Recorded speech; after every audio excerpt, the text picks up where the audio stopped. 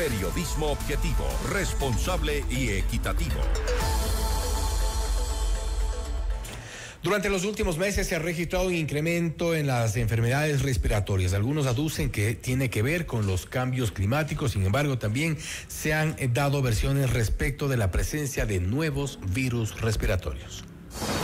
Esta es la entrevista de Fausto Yepes. Hoy con...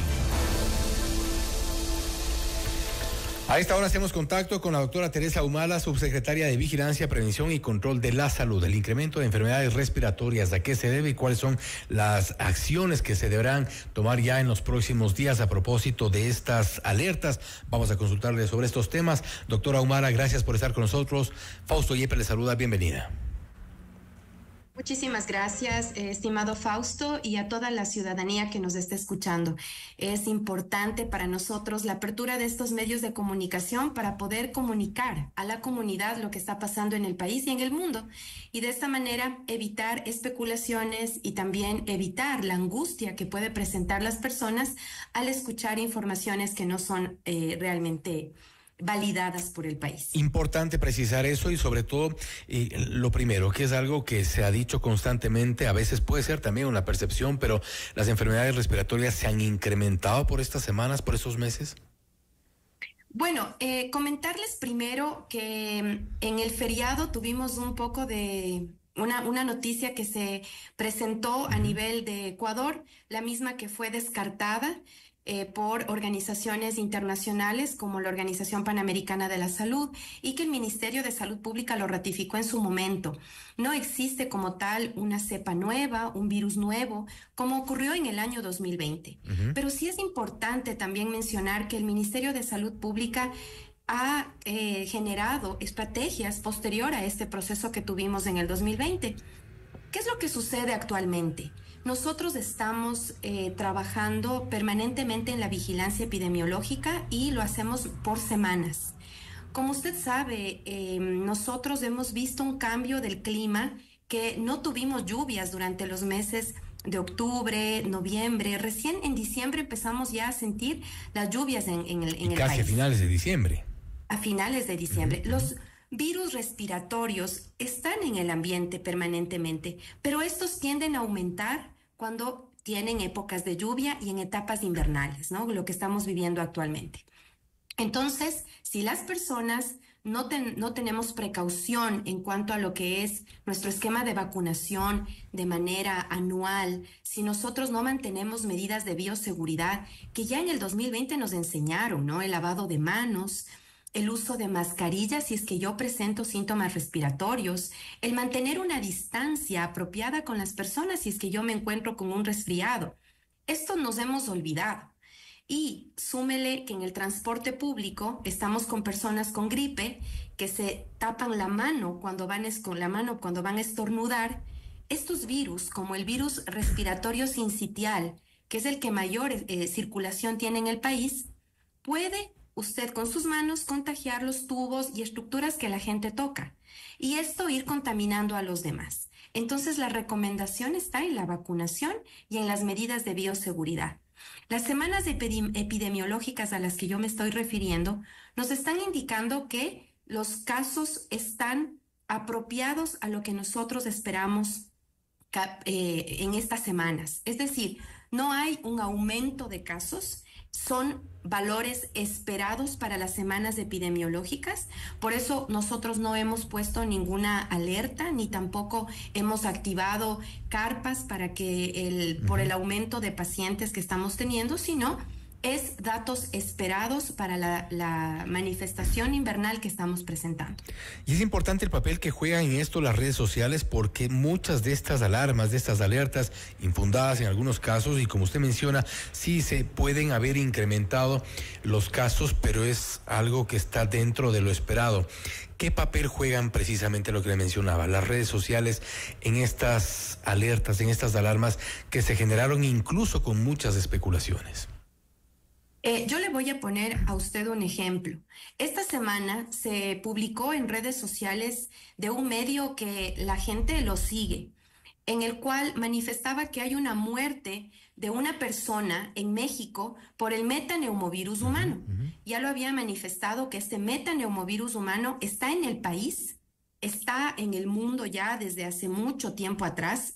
En el 2001 ya presentaban estudios en Países Bajos que le atribuían a enfermedades de tipo respiratorio por el metaneumovirus humano. Y en el Entonces, Ecuador hablaban de al menos una década, por lo menos, la presencia de este virus. Desde luego. De hecho, estudios también reflejan que este virus está ya hace más de 60 años en el país, en el mundo, y que tiene casos que están atribuidos a infecciones respiratorias. Pero ¿qué es lo que sucede? En este medio de comunicación, la alerta era de que había una persona fallecida en México por el metaneumovirus humano. Pero desde luego esto puede pasar, porque estamos hablando que es un virus que puede infectar a una persona y tal como lo puede hacer la influenza, la COVID-19, ¿sí? Entonces, no tenemos que alarmarnos por esto. Ahora, ¿qué es lo que sucede en estos casos? Este metaneumovirus humano, al igual que el virus respiratorio sincitial, la influenza, parainfluenza, si es que esa persona que está contagiada tiene enfermedades que no están controladas, como una diabetes mal controlada, una hipertensión, que hay personas que ni siquiera saben que tienen presión alta. Entonces, si se contagian, y a eso súmele que no tienen vacunas, que no acuden a sus controles anuales al centro de salud para un chequeo anual. O que no tienen un tratamiento adecuado también. Exacto, o se automedican porque dicen, no, esto es, me voy a tomar la pastillita que me mandaron, el antibiótico. Eso va a complicar el cuadro y va a terminar desencadenando una neumonía o una bronquiolitis en el caso de niños menores de 2 años, y que puede complicarse si no llegan a tiempo a un hospital, ¿sí? Entonces, este tipo de noticias a la gente le alarma y a la gente hace que acuda al centro de salud, y esto puede generar desde luego en cualquier red de salud un colapso. Entonces, la importancia de sugerirles a los medios de comunicación que por favor, al igual que ustedes lo han hecho gentilmente, informarse de manera adecuada desde el Ministerio de Salud Pública.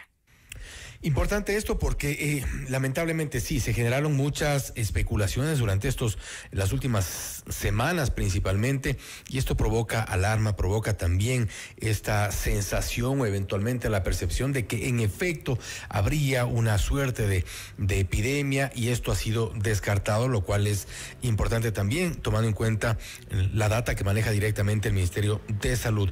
Ahora, ¿cuál es el potencial real de este metaneumovirus? Porque parte de esta información, de estas fake news que han circulado sobre esta presencia del virus, hablaban de que era potencialmente mortal, que era no se lo podía tratar, y a propósito mucho de este desconocimiento. Claro que sí. Mire, es necesario indicar a la población que el metaneumovirus humano nosotros ya lo hemos secuenciado desde el año 2019. Y esto lo hemos logrado gracias al buen trabajo que tenemos articulado al Instituto de Salud Pública Izquieta Pérez, ¿sí? El INSPI. Nosotros contamos con equipos adecuados de laboratorio, los cuales nos permiten hacer la secuenciación del metaneumovirus humano. Entonces, fíjese, en el 2019 ya tuvimos 6 casos. En el año 2023 se presentaron 15 casos y en el 2024 nosotros cerramos con 9 casos. Todos estos que le estoy manifestando, nunca hubo una muerte por metaneumovirus humano. De aproximadamente en el 2024, que le hablo de estos 9 casos, fueron 7,616 muestras de pacientes que presentaron infección respiratoria aguda grave. Entonces, vemos que este metaneumovirus humano está presente, que puede afectar también a las personas, pero que requiere de una atención especial en cuanto al cuidado, a los signos de alarma que las personas deben tener. Si es que yo estoy una semana con un proceso respiratorio, lo normal es que los primeros 3 o 4 días yo tenga un dolor de cabeza, dolor del cuerpo, congestión nasal, tos, estornudos, inclusive ardor en mis ojos, porque es parte del proceso. Pero a medida de que van pasando 4, 5, 6 días, estos síntomas tienen que ir disminuyendo. Si es que no lo hacen, entonces yo tengo que estar pendiente y acudir a un centro de salud para que me descarten que no tenga una complicación que vaya con una coinfección, porque eso también puede pasar, que me coinfecto de influenza porque no me vacuné, me coinfecto de COVID-19 porque tampoco recibí la vacuna. Entonces, todos esos factores van de la mano y que tiene que la comunidad concientizar para que pueda generar las medidas necesarias de cuidado. Sí, el Ministerio de Salud Pública, con el aporte de nuestro señor ministro Antonio Naranjo, ha permitido que durante el 2024 nosotros tengamos todas las vacunas para estas enfermedades respiratorias. Recordar, sí, que para el metaneumovirus humano y para el virus sincitial respiratorio no existen vacunas. Pero para la influenza y para el COVID-19 nosotros sí tenemos. Pero vemos que las personas no están acudiendo a vacunarse. Sí, lamentablemente hay también esta onda de las antivacunas, y creo que eso también ha complicado muchas veces este tipo de campañas. ¿Cómo identificar? Y usted un poco más o menos nos hablaba sobre el tiempo de duración de estos primeros síntomas, pero ese es uno de los principales factores para identificar si se trata de una influenza, de una gripe, o puede elevarse esto a un metaneumovirus o una situación más grave. Desde luego. Estos virus como el metaneumovirus humano pueden coinfectarse con una persona que ya está con influenza, pero que al no tener medidas de bioseguridad, es decir, estoy agripado, yo sigo en mi trabajo, me subo al bus, no me pongo mascarilla, y desde luego va a haber otra persona que también está contaminada, pero de un metaneumovirus humano, y yo puedo coinfectarme. Ahora, a eso súmele que es una persona adulta mayor, es decir, más de 65 años, que presenta problemas ya crónicos como una enfermedad pulmonar obstructiva crónica, con una fibrosis pulmonar, o un paciente que es un fumador crónico. Este tipo de virus lo que causa es una hipersensibilidad epitelial. Entonces, todo esto puede generar que el tejido respiratorio se inflame y empiece a producir un proceso realmente agudo que termine en una neumonía. Son factores de riesgo, entonces. Desde luego, y en los niños igual. Estamos hablando de niños menores de 2 años que no han tenido lactancia materna, que su alimentación no es establecida de acuerdo a la edad, niños que permanecen en ambientes que hay personas que están fumando con el vape. Entonces, esas son las recomendaciones. Niños que no van al centro de salud a recibir la atención de acuerdo a su edad y tampoco reciben su vacuna. Doctora, con esto cerramos. Por estos días, tomando en cuenta también el clima que se nos presenta, principalmente en la capital, con días muy soleados en la mañana, al mediodía, un calor intenso, en la tarde, viento, lluvia en la noche. Estos cambios climáticos que, como usted nos ha mencionado, también favorecen, son factores que promueven un poco este desarrollo de enfermedades respiratorias. Las recomendaciones. Lo principal desde el Ministerio de Salud Pública, el esquema de vacunación.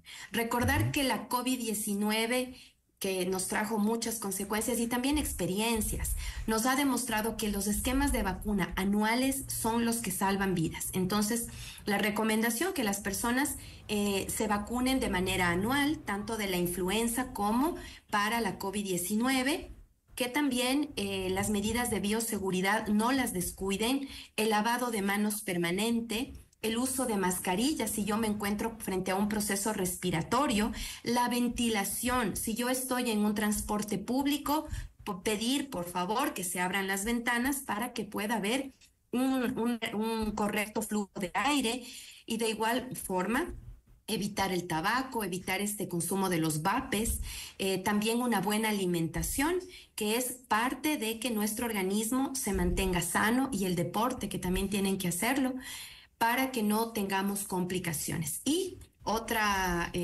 recomendación, básense por favor en información de canales oficiales como es del Ministerio de Salud Pública, y por supuesto de medios como este de la radio, los cuales nos dan la oportunidad de decirles realmente lo que está pasando, para que la gente no se alarme.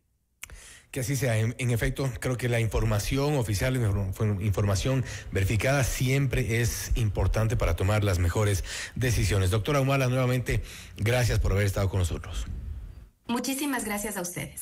La doctora Teresa Humala, subsecretaria de Vigilancia, Prevención y Control de la Salud, hablando sobre el incremento de las enfermedades respiratorias. Hay un incremento que es el esperado, ha dicho, y como algunas de las medidas o recomendaciones, la vacunación sobre todo, también no alarmarse, identificar los síntomas y tomar control, siempre guiado de la ayuda de un médico especialista. Y por supuesto, que siga la información en redes sociales, en las distintas plataformas, por ejemplo, evidentemente en Notimundo. Esto es Notimundo Estelar, siempre bien informados. Usted está escuchando Notimundo.